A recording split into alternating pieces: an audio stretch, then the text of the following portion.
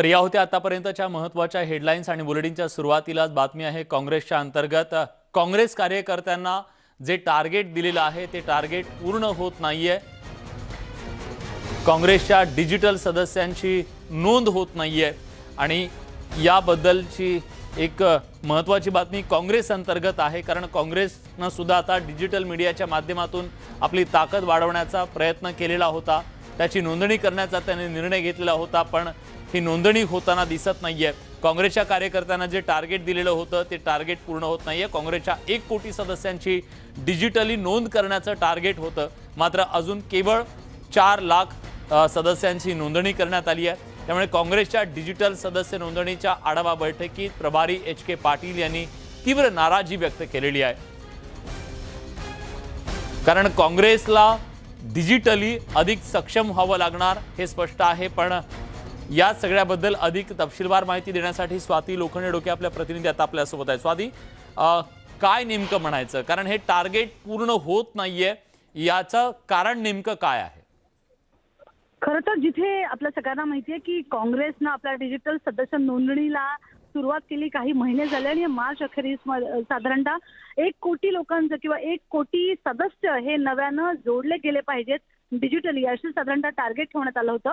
पण आता जेव्हा म्हणजे मार्चच्या ज्या शेवटच्या आठवड्यामध्ये याची पूर्ण खातरजमा करण्यासाठी महाराष्ट्राचे जे प्रभारी आहेत काँग्रेसचे एच.के. पाटील यांची बैठक झाली। या सगळ्या नोंदणीचा आढावा त्यांनी घेतला आणि त्यात जी आकडे त्यांना कळले किंवा ज्या आकडेवारी समोर आली ती पाहता 10 लाखांचा टप्पा पण काँग्रेस पार पाडू शकलेली नाहीये। अवघे 4 लाख सदस्यांची नोंदणी झालेली आहे। जेव्हा इतर राज्यांची तुलना केली जाते, म्हणजे तेलंगणा असेल किंवा कर्नाटक असेल, या 2 राज्यांची तुलना केली तर हे 2 राज्य अधिक सक्षमपणे डिजिटल सदस्य नोंदणीचं काम करतायत आणि त्यांच्यात महाराष्ट्रात मात्र इतका निरुत्साह आहे अशी खंत एच.के. पाटील यांनी बोलून दाखवलेली आहे। स्वाती तुम्ही सोबत राहा। अतुल लोंढे आता आपल्या सोबत जोडले गेलेले आहेत, काँग्रेसचे मुख्य प्रवक्ते आहेत। अतुलजी, काय नेमकं कारण आहे? कारण एका बाजूला आता काँग्रेसला पुन्हा शक्ती देण्यासाठी डिजिटली सक्षमपणे उभं राहणं काँग्रेसनं गरजेचं आहे, पण साधं टार्गेट जे पक्षानं दिलेलं आहे ते पूर्ण होत नाही, याचा अर्थ हा जो निरुत्साह आहे तो संघटनेमध्ये आलेला आहे? संघटनेमध्ये निरुत्साह नाही आहे। आता लोकल बॉडीचे निवडणुका झाल्या, त्याच्यानंतर अधिवेशन लागलं आणि हे अधिवेशन 25 तारखेपर्यंत आहे। या अधिवेशनामध्ये सगळे आमदार सगळे मंत्री जे आहे या कार्यक्रमांमध्ये लागलेले असल्यामुळे हवं तेवढी नोंदणी झाली नाही, हे सत्य आहे, ते सत्य नाकारता येणार नाही। पण एक गोष्ट मात्र नक्की की 31 तारखेपर्यंत याची मुदत आहे आणि 25 तारखेनंतर जो हा वेग पकडेल तर मी तुम्हाला याचं आश्वासन देतो, कारण ह्या ज्या मीटिंग झाल्या, याचे रिव्ह्यू झाले, या सगळ्या रिव्ह्यूशी मी संबंधित आहे। त्यामुळे मी तुम्हाला 31 तारखेला जेव्हा फायनल आकडे येतील त्यावेळेस मात्र आपल्याला हे चित्र जे आहे ते पूर्ण बदललेलं असेल। त्यामुळे निरुत्साह आहे असं नाही, अधिवेशन महत्वाचं आहे, आपल्या मतदारसंघातले प्रश्न तिथे मांडणं महत्वाचे आहे आणि या सगळ्या गोष्टींमुळे जे आहे ते आमदार असतील किंवा मंत्री असतील किंवा इतर सर्व लोक प्रदेशचे जे आहेत ते सगळे त्याच्यामध्ये इन्व्हॉल्ड असल्यामुळे ही थोडीशी मागे पडलेली आहे। निराशा किंवा निरुत्साह अजिबात नाही, हा महाराष्ट्र आहे आणि ह्या महाराष्ट्रामध्ये आपल्याला अतिशय पहिल्या 5 मध्ये सदस्य नोंदणी जी ती झालेली नक्की, कारण तुम्ही सत्तेमध्ये आहात आणि सत्तेमध्ये असताना तुमचं टार्गेट पूर्ण होणं ही स्वाभाविकपणे हायकमांडची इच्छा असू शकते। धन्यवाद तुम्ही दिलेल्या सगळ्या सविस्तर माहितीबद्दल।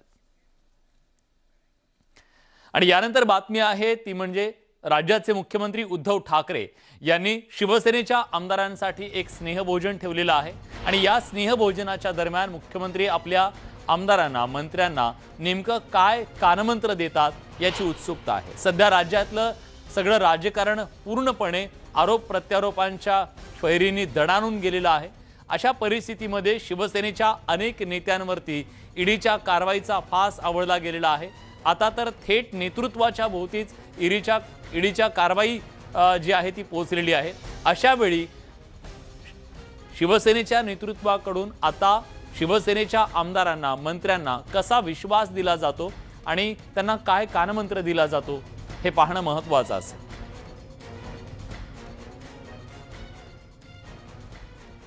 आणि या सगळ्याबद्दल अधिक तपशीलवार माहिती देण्यासाठी आपले प्रतिनिधी उदय जाधव आता आपल्या सोबत आहेत। उदय, वर्षा निवासस्थानी हे स्नेहभोजन सुरू झालेलं आहे का? कोण कोण तिथे पोहोचलेलं आहे आणि काय नेमकी बॉडी लँग्वेज आहे सगळ्यांची?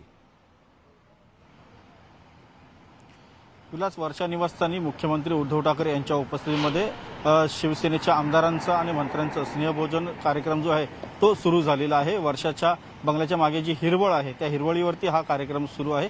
आणि फक्त हे स्नेहभोजन नाही आहे तर एकमेकांशी सुसंवाद राखणं आणि त्याचबरोबर शिवसेना आमदारांच्या मतदारसंघामध्ये काय अडचणी आहेत, संघटनात्मक असतील किंवा विकासात्मक असतील, त्या संदर्भात प्रामुख्याने चर्चा देखील होत असल्याची माहिती मिळते. त्याचबरोबर आपण पाहिलंय की सध्या केंद्रीय यंत्रणांचा फास जो आहे शिवसेनेच्या अनेक नेत्यांच्या भोवती म्हणा किंवा आमदारांच्या भोवती किंवा आपल्या मंत्र्यांच्या भोवती आवळताना दिसत आहे. आणि कालची जी बातमी आहे त्यानुसार खुद्द मुख्यमंत्री उद्धव ठाकरे यांच्या मेवड्यांच्या मित्र जे आहेत किंवा त्यांच्या संबंधित ज्या कंपन्या आहेत तिथे देखील आपल्याला ईडीची कारवाई जी आहे ती होताना दिसत आहे. त्यामुळे एकंदरीत ज्या प्रकारे दावे प्रतिदावे केले जात आहेत की नेमकं चाललेलं काय आहे, विरोधी पक्ष सातत्याने सांगत आहे की काही दिवसातच आम्ही सत्तांतर करू, राज्यामध्ये आमच्या सत्ता येईल असे दावा केले जात आहेत. त्यामुळे काही चलबिजल असलेले देखील शिवसेनेचे आमदार आहेत त्यांना आत्मविश्वास देणं, त्यांच्यामध्ये विश्वास निर्माण करणं आणि त्याचबरोबर त्यांच्या ज्या काही समस्या आहेत त्या दूर करणं या देखील या स्नेहभोजनामागचं मुख्य कारण आहे. जेव्हा आम्ही या संदर्भात विचारलं त्यावेळेला त्यांनी सांगितलं की अधिवेशन काळामध्ये सर्व आमदार मुंबईमध्ये येतात, विशेषतः ग्रामीण महाराष्ट्रातले आमदार मुंबईमध्ये येतात, त्यांच्याशी एक सुसंवाद राखणं आणि त्यांना एक संवाद सुरू केलेला आहे शिवसेनेनं पक्षांतर्गत. आणि या संवादातून आज काय नेमकं या मंथनातून समोर येतं हे पाहणं महत्वाचं असेल. उदय, तुम्ही नजर ठेवून राहा, कारण आता मला वाटतं बाहेर पडतायत अनेक जण, गाड्या जाताना आम्हाला दिसत आहेत आणि प्रतिक्रिया मिळत असतील तर नक्की त्या आमच्यापर्यंत पोहोचवा. आपण कॅमेरामनला सुद्धा, आपले कॅमेरा पर्सन आहेत त्यांना सुद्धा विनंती करताय. बघूया, येऊ आम्ही तुमच्याकडे उदय याच्या संदर्भातले अपडेट्स घेण्यासाठी. जर बाहेर येऊन काही नेत्यांनी प्रतिक्रिया दिली तर तुम्ही सोबत राहाच. पण आपण तत्पूर्वी दुसरी एक बातमी बघूया. ही बातमी आहे कोल्हापूर विधानसभेची पोटनिवडणूक लागली. या पोटनिवडणुकीची रणधुमाळी सुरू झाली आहे आणि या रणधुमाळीमध्ये भाजप आणि काँग्रेस यांचा थेट सामना होतोय. महाविकास आघाडी आणि भाजपचा हा थेट सामना मैदानात होतोय, जनतेच्या मैदानात होतोय. आणि इथं आज एक वेगळं वळण लागलं, ते म्हणजे भाजपचे प्रदेशाध्यक्ष चंद्रकांत पाटील यांनी एक प्रस्ताव दिला आणि या प्रस्तावानं इथलं संपूर्ण राजकारण ढवळून निघालं.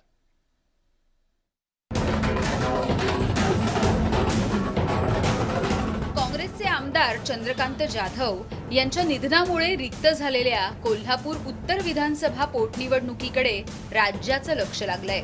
4 राज्यातील विधानसभा निवडणुकीमधल्या विजयामुळे आत्मविश्वास मिळालेल्या भाजपने आपला मोर्चा आता या निवडणुकीकडे सुद्धा वळवलाय. खुद्द प्रदेशाध्यक्ष चंद्रकांत पाटील यांच्या जिल्ह्यात होणाऱ्या या निवडणुकीत त्यांची प्रतिष्ठा पणाला लागली आहे. भाजपकडून सत्यजित कदम तर काँग्रेसकडून जयश्री जाधव यांनी बुधवारी उमेदवारी अर्ज दाखल केला. यावेळी भाजपकडून मोठं शक्ती प्रदर्शन करण्यात आलं. विशेष म्हणजे चंद्रकांत पाटलांनी यावेळी काँग्रेसला त्यांचा उमेदवार भाजपला देण्याचा अजबच प्रस्ताव दिला. 3 वाजेपर्यंत उद्या तुम्ही जयश्री जाधवांना पुन्हा बीजेपीत द्या, मी सत्यजित नानांना समजावतो, एबी बदलून घेतो. कारण मला अधिकार देतात केंद्रीय अध्यक्ष, त्याला म्हणतात ए, आणि मी अधिकार देतो या ठिकाणी, म्हणजे मी उमेदवाराचा बी फॉर्म देतो. तर मी देवेंद्रजींशी आणि अमितभाईंशी, जगजींशी बोलतो. जयश्री जाधवांना पुन्हा एकदा त्या बीजेपीच्या असं बीजेपीत द्या आणि मग तुम्ही कोणी लढवायची नाही, मग ती विनोद होईल. काँग्रेसचे नेते आणि राज्यमंत्री सतेज पाटील हेच भाजपच्या टार्गेटवरती असल्याचं स्पष्ट झालंय. माणसं खाणारा माणूस शिवसेना काँग्रेस राष्ट्रवादीनं संपवली असं म्हणत चंद्रकांत पाटलांनी महाविकास आघाडी आणि सतेज पाटलांवरती आरोपांची सरबत्ती केली. या सगळ्या आरोपांना सतेज पाटील यांनी सुद्धा उत्तर दिलंय. तसंच काँग्रेसचा उमेदवार मागणारा भाजप पाठीमध्ये खंजीर खुपसणारा पक्ष आहे असं प्रत्युत्तर सतेज पाटलांनी दिलं. प्रदेशाध्यक्षांनी आज फॉर्म भरतानाच पराभव मान्य केलेला आहे, कारण की त्यांना खात्री झालेली आहे की आपला उमेदवार जिंकून येणार नाही. आणि म्हणून ते म्हणतात की काँग्रेसचा उमेदवार आमच्याकडे द्या, मी बिनविरोध करतो. याचा अर्थ काय? नाही, लढाईतनं त्यांनी माघार घेतलेली असं थोडक्यात मला वाटतं. आणि मला वाटतं दादांची ही भूमिका असेल तर उमेदवारांना थोडा विचार या ठिकाणी करावा, कारण की मूळ भाजपवाल्यांना हा उमेदवार पसंत नाही आहेच, म्हणून दादांना अंदाज आला असेल. एकीकडे भाजपकडून आव्हान दिलं जात असतानाच काँग्रेसला सहकारी पक्ष असलेल्या शिवसेना नेते राजेश क्षीरसागरांची नाराजी दूर करण्यात नाकीनऊ आल्याचं बघायला मिळालं. खुद्द मुख्यमंत्री उद्धव ठाकरे यांनी यामध्ये लक्ष घालत राजेश क्षीरसागर यांची नाराजी दूर केली. अखेर बुधवारी राजेश क्षीरसागर यांनी महाविकास आघाडीच्या नेत्यांसोबत अर्ज दाखल करायला उपस्थिती लावली आणि सगळ्यांचा जीव भांड्यात पडला. शिवसैनिकांना मातोश्रीचा संदेश गेलेला आहे आणि आणखीन वेगळा संदेश काय द्यायचा आहे या ठिकाणी मी आपल्याला आश्वस्त करतो किंवा या महाराष्ट्रातील महाआघाडीच्या सर्व नेत्यांना किंवा सर्व कार्यकर्त्यांना आश्वस्त करतो की या ठिकाणी महाआघाडीचा विजय निश्चित आहे. एकंदरीतच शिवसेनेची नाराजी, काँग्रेसची उमेदवारीमधली आघाडी आणि भाजपची काँग्रेसचा उमेदवारच आपल्याकडे देण्याची मागणी अशा राजकीय घडामोडींनी कोल्हापूरच्या पोटनिवडणुकीमध्ये चांगलीच रंगत आणली आहे. त्यामुळे या निवडणुकीत पुढे काय घडतं याकडे सुद्धा राज्याचं लक्ष आहे. ज्ञानेश्वर साळोखेसह bureau report, news 18 Lokmat, Kolhapur. 90च्या दशकामध्ये काश्मीरमधून काश्मीरी पंडितांचं पलायन झालं आणि त्यावर काश्मीर फाईल्स हा सिनेमा आला. हा सिनेमा जोरदार चर्चेत आहे देशभर, पण त्यावरून महाराष्ट्राचं राजकारण सुद्धा जोरदार चर्चेत आहे.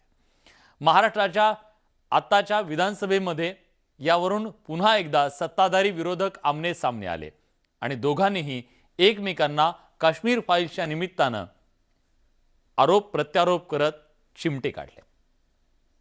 आम्ही गेलो होतो, डंक्याच्या चोटवर गेलो. तो काय फार इंटरेस्टिंग नाही, बघा तुम्हाला माहिती आहे. श्री मोदीचे म्हणतात हो, काल आम्ही ठरवलं होतं, आम्ही काश्मीर फाईल पाहायला गेलो होतो. काय अडचण आहे तुम्हाला? काश्मीरी पंडितांच्या घर बांधण्यासाठी दान करायला सांगा त्या प्रोड्युसरला. द काश्मीर फाईल्स चित्रपटावरून पुन्हा एकदा महाराष्ट्राच्या विधानसभेत विरोधक आणि सत्ताधाऱ्यांमध्ये जुंपल्याचं पाहायला मिळालं. मंगळवारी राज्याचे विरोधी पक्षनेते देवेंद्र फडणवीसांनी हा चित्रपट पाहिला. त्यानंतर बुधवारी त्यावरून विरोधक आणि सत्ताधाऱ्यांमध्ये कलगीतुरा रंगल्याचं दिसलं. फडणवीसांनी सभागृहात बोलत असताना सत्ताधाऱ्यांनी त्यांना डंके की चोट पर चित्रपट पाहिल्याचं सांगत विरोधकांना प्रत्युत्तर दिलं. काल आम्ही ठरवलं होतं, आम्ही काश्मीर फाईल पाहायला गेलो होतो. काय अडचण आहे तुम्हाला? आम्ही गेलो होतो, आम्हाला आम्ही गेलो होतो, आम्ही गेलो होतो. तुम्हाला अडचण असेल तर तुम्ही बाहेर मांडा. आम्ही गेलो होतो, डंक्याच्या चोटवर गेलो होतो. विरोधी पक्षनेते आम्हाला घेऊन जाणार, काय त्यात काय अडचण काय? पण फडणवीसांच्या या प्रत्युत्तरानंतर राज्याचे जलसंपदा मंत्री जयंत पाटील यांनी द काश्मीर फाईल्सनं केलेले. अध्यक्ष महोदय, काश्मीर फाईल इंटरव्हल नंतर फार बोरिंग सिनेमा आहे. तो काय फार इंटरेस्टिंग नाही, बघा तुम्हाला माहिती आहे.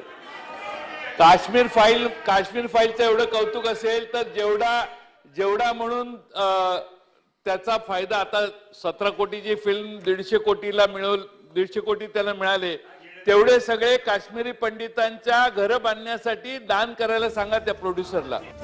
देशभरात या चित्रपटाला भाजप आणि हिंदुत्ववादी संघटनांकडून समर्थन मिळतंय.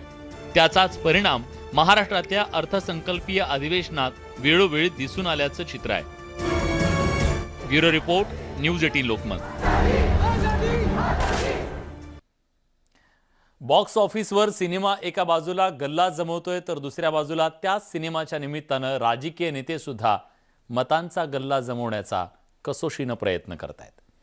यानंतर बातमी आहे विधान परिषदेतून. विधान परिषदेतल्या काही सदस्यांचा कालावधी आज संपला आणि या कालावधी संपताना त्यांना निरोप देताना उपमुख्यमंत्री अजित पवार यांनी जोरदार टोलेबाजी केली. परंतु मला आठवतंय, तुम्हालाही सगळ्यांना आठवत असेल, निलमताईंना पण आठवत असेल की सन्माननीय राज ठाकरे साहेबांच्या मनसे पक्षामधनं ते सुरुवातीला आमदार त्या ठिकाणी झाले. दरेकर साहेबांना संधी मिळताच योग्य वेळी ते त्या ठिकाणी त्या पक्षातनं बाहेर पडले आणि योग्य वेळी भाजपमध्ये देखील त्या ठिकाणी गेले आणि त्याच्यामध्ये तिथं गेल्यानंतर त्यांनी पक्षश्रेष्ठींच्याकडं एक त्यांनी जवळीक साधली. ती सगळ्यांनाच प्रसाद लाट जमते अशातला भाग नाही, पण कुठल्याही पक्षात आपण गेलो की तिथं जवळीक, त्याच्यामध्ये आमचे प्रसाद लाट पण निष्णात आहे. तेव्हा आमच्याकडे होते तेव्हा एकदम आमच्या जवळचे होते आणि आता तिकडे मी कुठं नाही म्हणतो, आणि तिकडे गेल्यानंतर देवेंद्रजींच्या एकदम जवळ गेले. अर्थसंकल्पीय अधिवेशनाच्या पहिल्याच दिवशी आमदार संजय दौंड यांनी विधिमंडळाच्या पायरीवर केलेलं शीर्षासनामुळे तर त्यांची अख्ख्या राज्यात चर्चा झाली. म्हणजे मला इतक्या जणांनी विचारलं, तुमचे काय काय आमदार शीर्षासन करतात, काय काय त्यांना जमतं? म्हणलं हे सगळं जमतं म्हणूनच ते आमदार होतात. अध्यक्ष महोदय, संजय दौंड हे नियमित व्यायाम करतात आणि ते एक चांगले पैलवान देखील आहेत. त्यांना अनोख्या आंदोलनामुळे राज्यांनी देखील त्याची दखल घेतली, सगळ्या चॅनलवाल्यांनी देखील त्याची दखल घेतली आणि महत्त्वाचं नियमित व्यायाम आणि सराव देखील ह्याच्यामध्ये महत्त्वाचा असतो. त्यामुळे शीर्षासन करण्याचं धाडस उठसूट कोणी करू नये. मध्ये वेगवेगळ्या प्रकारच्या बातम्या पण आम्हाला ऐकायला मिळतात. कधी कधी जयंत पाटील आणि ते पण गप्पा मारत बसतात. आता काय गप्पा मारतात माहिती नाही, परंतु त्यांची जवळीक म्हणजे त्यांचं कधी इतकं काही जमायचं नाही. पण राजकारणात कोण कोणाचं कायमचं शत्रू नसतं, कोण कोणाचं कायमचं मित्रही नसतं. हे त्रिवार सत्य आहे, हे कुणी नाकारू शकत नाही. आपण खूप जणांनी त्याच्या संदर्भातला त्याच्याबद्दलचा अनुभव घेतलेला आहे. केंद्रीय तपास यंत्रणांच्या माध्यमातून राज्यातल्या महाविकास आघाडीतल्या अनेक नेत्यांवर कारवाई सुरू आहे आणि या कारवाईच्या निमित्तानं राष्ट्रवादी काँग्रेसच्या खासदार सुप्रिया सुळे यांनी टीका केली आहे केंद्र सरकारवर. सिलेक्टिव्ह ह्या सगळ्या कारवाया होत असल्याचा आरोप त्यांनी केलेला आहे. विरोधी पक्षाला त्रास देण्याचा प्रयत्न करत असल्याचं सुप्रिया सुळे म्हणाल्या. केंद्रीय यंत्रणा स्वायत्त राहिल्या नाहीत, केंद्रीय तपास यंत्रणांचे छापे सिलेक्टिव्ह आहेत. भाजपसोबत राहिले तर आपण क्लीन असतो, जर विरोधात राहिले तर आपण डर्टी असतो, असा टोलाही सुप्रिया सुळे यांनी लगावला. सातत्याने केंद्र सरकार, दडपशाहीचं जे सरकार आहे ते केंद्राच्या यंत्रणा वापरून विरोधी पक्षाला त्रास देण्याचं आणि दडपशाही करण्याचा हा एक केविळवाणा आणखीन एक प्रयत्न आहे. बरोबर काहीतरी अशा खोट्या नोट्या गोष्टी प्लांट करायच्या. आणि आजकाल महाराष्ट्रात एक नवीन फॅड निघालं आहे. आजकाल ते कागद दाखवत नाहीत, त्या काय दाखवतात, पेन ड्राईव्ह. आता हे किती हास्यास्पद आहे. सरकार पाडण्याचा संबंध येतोच कुठे एकतर. आणि मला असं वाटतं, मी माननीय आदरणीय देवेंद्रजींचे मनपूर्वक आभार मानते की त्यांनी एक गोष्ट कबूल केलेली आहे की 24च्या नंतरच ते त्यांचं सरकार येईल असं ते स्वतःच म्हणत आहेत. त्याच्यामुळे मला वाटतं सरकारचा काही संबंध नाही. या सगळ्या राजकीय घडामोडींसोबत प्राईम टाईम या बुलेटिनमध्ये आपण इथेच थांबतोय. ताज्या घडामोडींसाठी बघत रहा न्यूज 18 लोकमत.